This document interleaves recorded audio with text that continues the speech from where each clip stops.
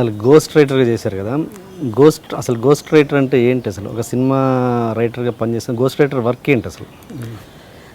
ఒక గురువు లేని విద్య అనేది గుడ్డి విద్య అండి. గురువు అనేవాడు ఖచ్చితంగా ఉండాలి ప్రతి మనిషికి. ఏకలవ్యుడు అనేవాడు, ద్రోణాచార్యుడు తనకి గురువు కాకపోయినా ఆయన మట్టి బొమ్మని ప్రతిష్ఠించి ఆయన గురువుగా ఫీల్ అయ్యి విలువ విద్య నేర్చుకున్నాడు. ఒక గురువు అనేవాడు ఉండాలి.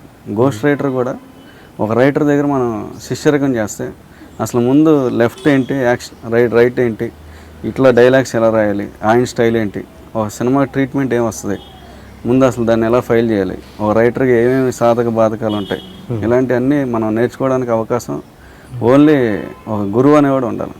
నాకు అలాగా చింతపల్లి రావణ గారి దగ్గర నేను గోస్ట్ రైటర్గా వర్క్ చేశాను. అదే దేవదాస్ సినిమా. దాని అసిస్టెంట్ రైటర్ అనాలిగా. గోస్ట్ రైటర్ అంటే కనబడకుండా ఇప్పుడు గోస్ట్లు అనేవి ఉంటాయి కదా, అంటే మనం చెప్పిన డైలాగ్కు మన పేరు వేసుకోవడం అనేది గోస్ట్ రైటింగ్. అది మనం అంగీకరించి వెళ్తామండి. మనకు అంగీకారంగా ముందే గోస్ట్ రైటర్గా మనం అంగీకరించి ఆ సినిమాకి వర్క్ చేస్తాం. ఆ సినిమాకి వర్క్ చేసి బాగా పేరు వచ్చిన తర్వాత, రైటర్ అయిపోయిన తర్వాత నేను గోస్ట్ రైటర్గా చేశాను, చాలా కష్టాలు అనుభవించాను. ముందు తెలుసు ఎవరికైనా, ముందు గోస్ట్ రైటర్గా చేసేటప్పుడు నువ్వు అది ఆయన గురువుగా నిన్ను శిష్యుడిగా పెట్టుకోవాలి. నెల రోజులు వాళ్ళ ఇంటి ముందు తిరుగుతాను. పోసాని కృష్ణమూర్తి గారి ఇంటి గేట్ దగ్గర ఒక 6 నుంచునే వాళ్ళం. ఆయన గేట్ తీసి అలా వెళ్ళిపోతారు, మేమందరం అలా చేతులు కట్టుకుని. వందే మాత్రం శ్రీనివాస్ దగ్గర అలా చేతులు కట్టుకుని, చింతపల్లి రావణ గారి దగ్గర ఆయన అలా కనబడితే హాయ్ సార్ అని. ఇవన్నీ మనం తెలిసే వెళ్తాం. రైటర్ అయిపోయిన తర్వాత మమ్మల్ని వాడుకున్నారు, అలా చేశారు ఎలా చేశారని కొన్ని చెప్తారు. అవి నాకు ఇష్టం ఉండదు.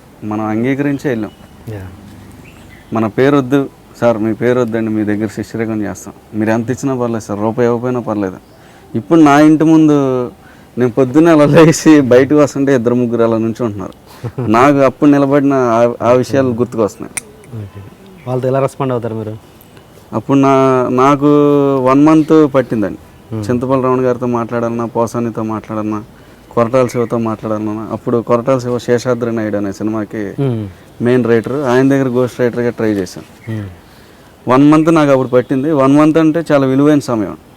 నేను 1 dayలోనే వాళ్ళకి అపాయింట్మెంట్ ఇచ్చి, ఇట్లా పరిస్థితి, నా దగ్గర ఆల్రెడీ 6 ఉన్నారు, నువ్వు మళ్ళీ 7వ అయితే 6 ఎవడన్నా వెళ్ళిపోతే 6 నెంబర్లు నీకు ఇస్తా, 6 ఎవడైనా మానితే వెంటనే నువ్వు నాకు ఫోన్ చేయి అని చెప్పి వాడికి రెస్పాన్స్ ఇచ్చి, నువ్వు ఎప్పుడైనా దేవుడు కోరుకునేది ఏంటంటే ఈ 6 ఒకడు వెళ్ళిపోవాలి, అప్పుడే నీకు అవకాశం వస్తుందని చెప్తాను. అట్లా ఓపెన్గా ఉండటం బెటర్ అండి. వాళ్ళు 4 రోజులు తిరిగి తర్వాత బాధపడటం నాకు ఇష్టం ఉండదు. అప్పుడు ఎందుకు అంత పట్టేది 1 month పోసాని గారి దగ్గర? అప్పుడు రోజులు పిచ్చి రోజులు, 10 years 12 years బ్యాక్. ఇప్పుడు అంతా ఫాస్ట్ అయిపోయింది. ఇదివరకు సినిమా రిలీజ్ అయిన 10 రోజులకు కానీ హీరో తెలియదు అది ఫ్లాప్ అన్న విషయం. అసలు సూపర్ బాబు, అది బాబు, ఇది బాబు అని డైరెక్టర్కి తెలియదు, సార్ మీరు ఎరగదీశారు సార్. ఇప్పుడు సినిమా ముందే తెలిసిపోతుంది. ప్రీ రివ్యూ అని, పోస్ట్ రివ్యూ అని, ఫేస్బుక్లో కామెంట్స్ కానీ అంతా ఫాస్ట్ అయిపోయింది. జనాలు ఒక ప్యాషన్ ఉండాలి, సినిమా అంటే ప్యాషన్ ఉండాలి. ఈ మధ్య ఏమైపోయిందంటే 4 తెల్ల కాగితాలు, ఒక పేపరు, పెన్ను ఉండి ఫేస్బుక్లో అకౌంట్, సో మెనీ రైటర్స్ ఉంటారు. వాళ్ళు మేము పెట్టే పోస్టులకి లైక్ కామెంట్ షేర్, సార్ మీరు సూపర్ సార్, అదిరిపోయింది సార్, నేను మీ ఫ్యాన్ సార్. నాకు అప్పుడే ఇంకా ఫ్యాన్స్ రారన్న విషయం నాకు తెలుసు.